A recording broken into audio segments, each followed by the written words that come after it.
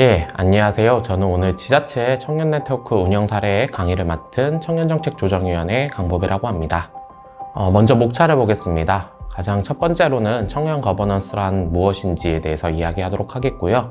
다음 청년 참여기구의 운영이 어떤 구조로 이루어지고 있는지에 대해서 말씀드리겠습니다. 마지막으로는 지자체 청년 참여기구의 사례들을 직접 이야기하면서 참여기구의 운영을 더 구체적으로 말해보도록 하겠습니다. 청년 거버넌스는 알기 위해서는 거버넌스를 먼저 알아야 되는데요. 거버넌스는 정책의 입안, 심의, 결정, 집행, 평가의 모든 단계에서 선출직 공직자와 직업공무원이 아닌 다양한 시민들의 참여가 보장되는 개방형 정책 과정입니다.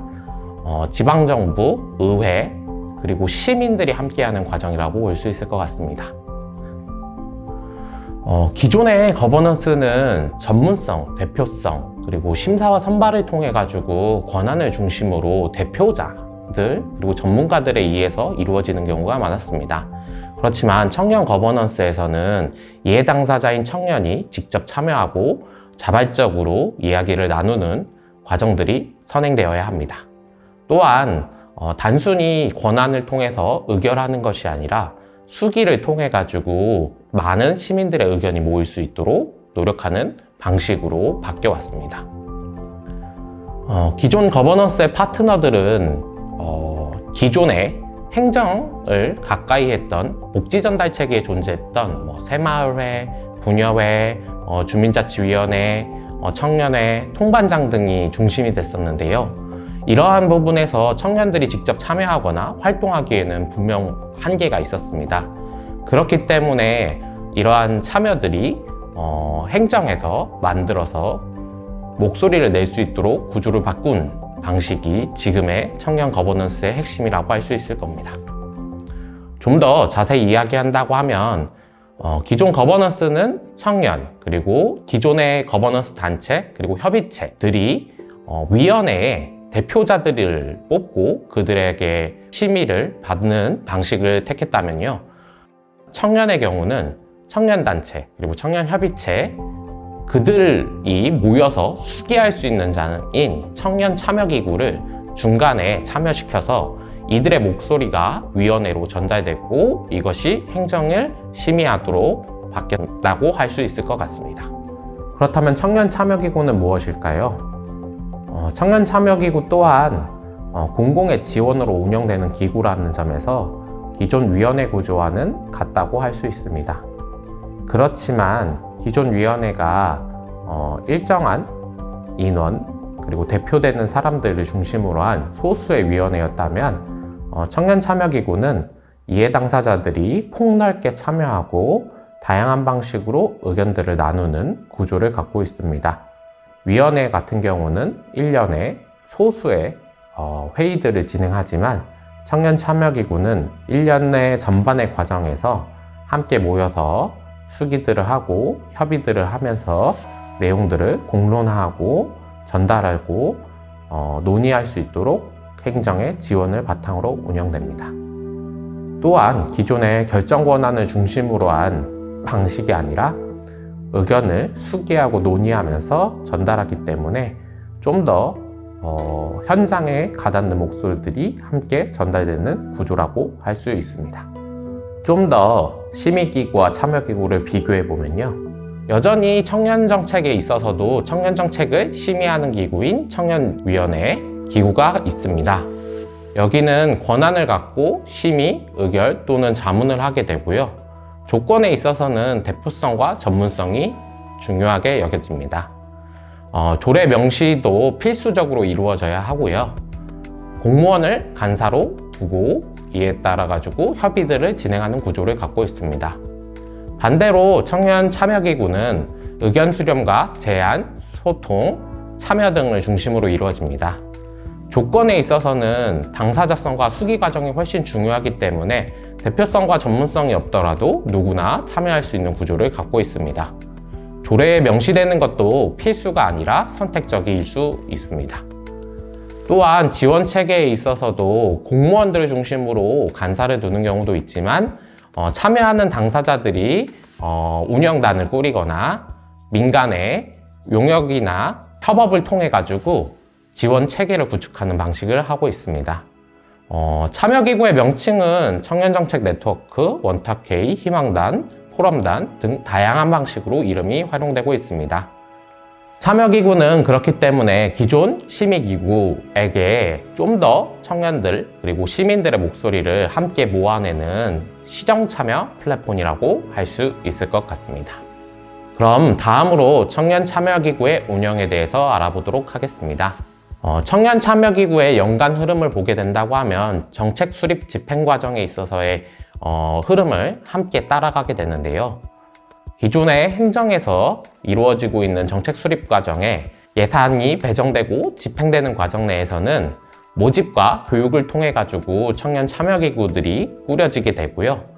사업이 이루어지고 있는 4, 5, 6월 동안이나 사업계획을 작성해서 검토하고 부처의 예산을 취합하는 동안 참여기구 또한 분과활동을 활발히 하면서 정책을 제안할 것이 무엇인지, 그리고 어떤 부분이 중요한 아젠다인지, 그리고 그 목소리들을 어떻게 좀 더 듣고 맞는 방향으로 갈 수 있을지를 논의하는 분과활동 등이 이루어집니다. 10월, 11월, 12월에는 예산들이 지방의회로 제출되고 심의받는 과정인데요. 이 과정에서 참여기구들은 자신들이 제안한 정책 제안들이 잘 이루어질 수 있는지 의회와 함께 협업하기도 하고, 그 외에 다른 지역에서 함께 참여기구들을 운영하고 있는 사례들을 들여다보기도 하고요.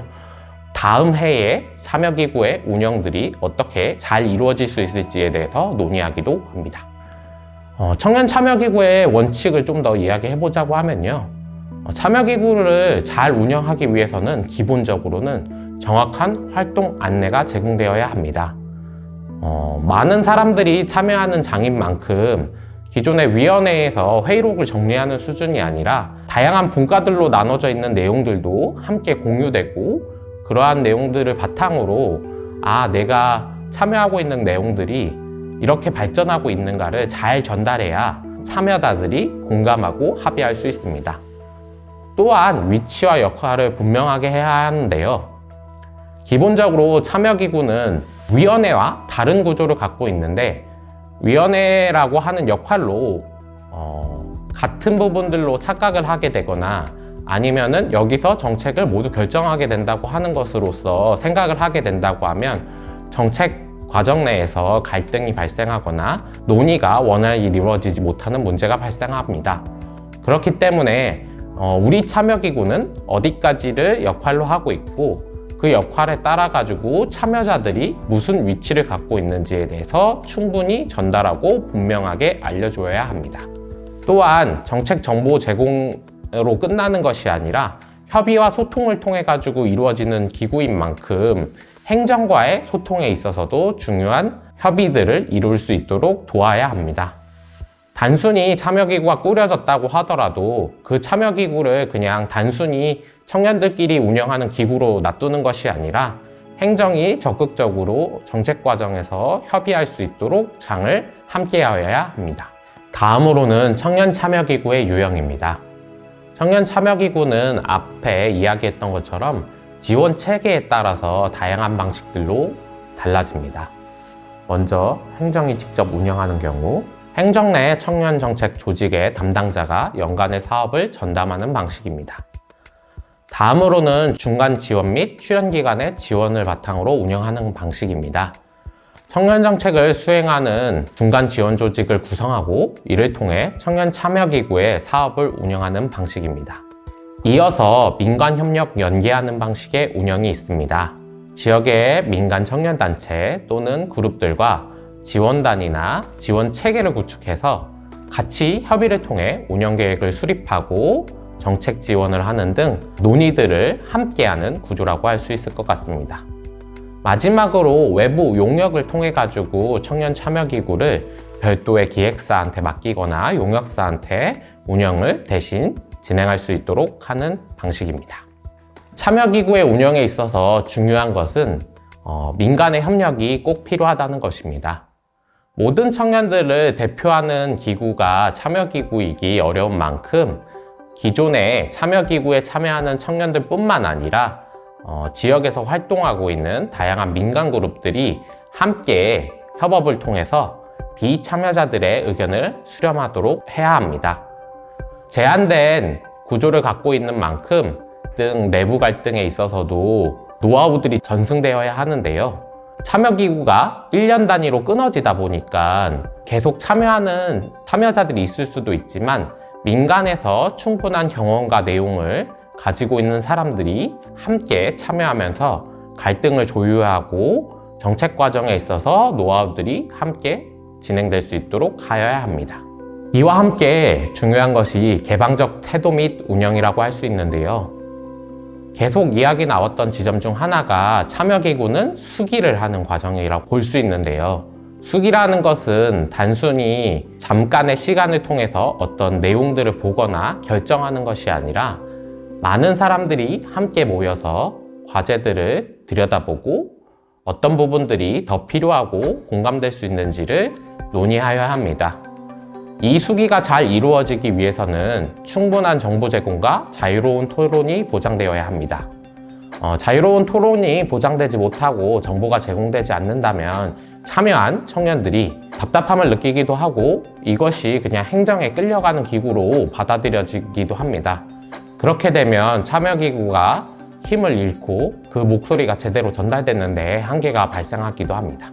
수기 과정을 잘 운영하기 위해선 민주적 운영이 담보되어야 합니다. 운영 절차가 어떻게 이루어지고 이 운영 절차에 있어서 소수의 결정 과정이 아니라 정당성을 충분히 확보한 다수의 논의 과정이 담보되고 있는지를 함께 반영하는 구조가 있어야 합니다. 지자체 참여기구 사례를 통해서 앞선 구조들을 좀 더 들여다보도록 하겠습니다. 참여기구들은 운영 과정에 있어서 기본적으로 워크숍이나 캠프들을 통해 가지고 서로 가까워지는 시간들을 갖습니다. 이러한 과정들이 중요한 것은 참여기구에 있는 청년들이 자발적으로 참여했고 단순히 개인의 어떤 결정이 아니라 수기를 위한 과정인 만큼 함께 팀을 이루거나 분과를 구성해서 협의를 하고 논의를 하는 과정이 많습니다. 그렇기 때문에 서로의 관계가 충분히 형성되지 않은 채 얘기를 하게 될 경우 갈등이나 논의가 원활히 이루어지지 못하는 문제가 발생할 수 있습니다. 그렇기 때문에 캠프를 통해서 서로의 문제들을 공감하고 이 문제에 대해서 어떻게 해결해 볼지에 대한 장들을 함께 이루어져야 합니다. 다음으로는 정책을 알아가는 과정이 함께 되어야 합니다. 서로 친해졌다고 치더라도 정책이라고 하는 것이 청년들이 쉽게 접해보지 못했고 이 부분에 대해서 어려움을 갖는 경우들이 많거든요. 기존의 팀을 가지고 활동들을 해왔다 치더라도 비참여자들과 함께 정책을 논의하기 위해서는 일정 수준의 정책에 대한 이해가 필요합니다. 그렇기 때문에 정책 아카데미 등이나 아니면 필수 교육, 온라인을 통해 가지고 영상 교육 등을 활용해 가지고 다양한 방식들로 정책을 알아가는 과정이 함께 선행되어야 합니다. 정책 제안에 있어서 어떤 프로세스들을 운영할 것인지에 대해서 들여다보고 고민할 수 있는 장이 될 수 있습니다. 참여기구를 통해 가지고 다양한 공론을 나누는 거나 어떤 캠페인을 벌이는 활동들도 할 수 있습니다. 제주에 같은 경우는 청년 참여기구가 만들어지고 나서 설날의 문화, 명절의 문화 등에 있어서 다양한 논의들을 협의하고 고민하는 시간들을 함께 꾸리기도 했었는데요. 이러한 사례들은 단순히 제주뿐만 있는 게 아니라 서울에서는 우리 사회의 기준이 무엇인가에 대한 재구성에 관련돼 가지고 프로젝트를 진행했었습니다. 또한 참여기구는 청년 주간이나 청년의 날 등에 있어서도 프로그램들을 함께 기획하고 토론하는 시간들도 만들 수 있는데요. 청년의 날이나 청년 주간회 속에서는 기존에 논의되었던 다양한 지점들을 좀 더 확장적으로 협의하고 또 시민들에게 알리는 시간들을 갖게 됐는데 여기에 있어서도 청년 참여기구의 참여는 정말 중요하다고 할 수 있습니다. 또한 토론회나 어떤 좌담회 정도뿐만 아니라 문화기획을 통해 가지고 전시를 하기도 하고 캠페인들을 통해 가지고 다양한 활동들을 할 수 있습니다. 이러한 활동들을 기반으로 정책을 제안하는 구조를 갖게 됐는데요. 기본적으로는 전체 회의를 통해 가지고 정책을 제안하기도 하지만 청년의회와 같이 기존에 어떤 행정이 가지고 있던 의회라고 하는 장에 청년들이 청년 의원으로서 같이 참여해서 의원들과 같이 정책에 대해서 행정과 논의하는 방식으로 진행되기도 합니다. 서울이나 대전, 경남 등 다양한 지역에서는 이미 청년의회를 통해 가지고 자치단체장이 함께 참여해 가지고 청년들의 목소리를 같이 듣고 그것들을 부처에 공무원들이 와서 직접 답변하는 방식들을 진행하기도 합니다. 이것은 그냥 광역자치단체에서만 진행되는 방식이 아니라 춘천이나 기초자치단체에서도 진행이 되고 있습니다. 기존의 전체회의와 다른 지점은 전체회의를 통해서는 해당 부서의 공무원들만 주로 참여하거나 논의에 있어서는 행정에 있어서 페이퍼 아니면 정책 제안서만 전달되는 경우들이 있는데요. 의회를 통해 가지고 정책 제안서만이 전달되는 것이 아니라 직접 청년들의 목소리를 공무원들과 주고받는 구조가 이루어진다는 것이 청년의회의 강점이라고 할 수 있을 것 같습니다. 또한 타 참여기구 간의 교류도 중요합니다. 정책 제안을 진행하고 난 후에는 앞서 말했던 것처럼 다음 청년 참여기구가 어떻게 운영될지 그리고 타 지역의 청년 정책에서 중요하게 반영될 만한 것들은 없는지에 대해서 고민할 수 있는 시간들이 주어질 수 있는데요. 여기서 타 참여기구들의 사례들을 보기 위해 다니는 활동들도 진행할 수 있습니다. 실제 제주에서는 서울이나 부산, 경남, 전주 등을 돌아다니면서 모범 청년 정책들을 들여다보기도 했고요. 어떤 중간 지원 조직들이 어떻게 구성되어 있고 어떤 방식으로 전달이 이루어지고 있는지에 대한 사례들을 들여다보기도 했습니다. 여기에 또한 영남, 호남 청년 참여기구 같은 경우는 지역 간 어떤 갈등이나 논의 등이 윗세대부터 이어왔다는 것을 극복하기 위해서 영호남 청년교류회를 함께 만들어가지고 청년들끼리라도 어떤 지역 감정을 벗어나서 함께 논의하자라는 장들도 벌였었습니다. 이뿐만 아니라 광역자치단체들 그리고 지방자치단체들이 함께 모인 기구들과 함께 청년들의 협의의 장, 포럼들을 열기도 했었는데요. 2019년 지방정부 협력 포럼들을 통해 가지고 청년정책을 단순히 청년들의 목소리에 끝나는 것이 아니라 지자체장들도 함께 논의하고 협의할 수 있도록 장을 만들기도 하였습니다. 또한 다양한 방식으로 교류회 등이 청년 주간이나 청년의 날에도 이루어지고 있는데 서로 함께 청년 주간과 청년의 날을 참여하면서 청년들의 목소리가 힘을 받을 수 있도록 응원을 하기도 하고 협력을 하기도 합니다. 이상으로 지자체 청년 네트워크 운영 사례에 대해서 강의를 마치도록 하겠습니다. 감사합니다.